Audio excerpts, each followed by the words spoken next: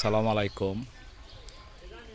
হাঁস শামুক না পাইলে সাতরায়া পুকুরের তলতো শামুক বার করিয়া খাইতে হবে। যে দেখেন,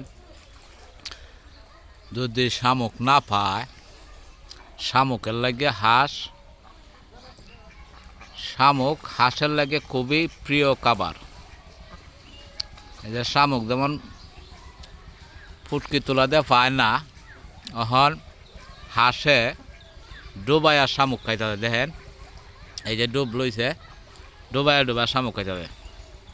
তা আসলে এটা মজার দৃশ্য, দেখতে খুবই ভালো লাগে। এই যে দেখেন, প্রতিটা হাঁসেই ডুব দিতে হবে।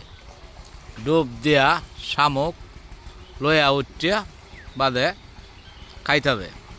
হাঁসের লাগিয়া শামুক হইল তার প্রিয় খাবার। শামুক খাইলে আর অল্প দান খাইলেই ডিম পারে। সকলেই দোয়া করবেন। সকলের প্রতি ভালোবাসা রইল।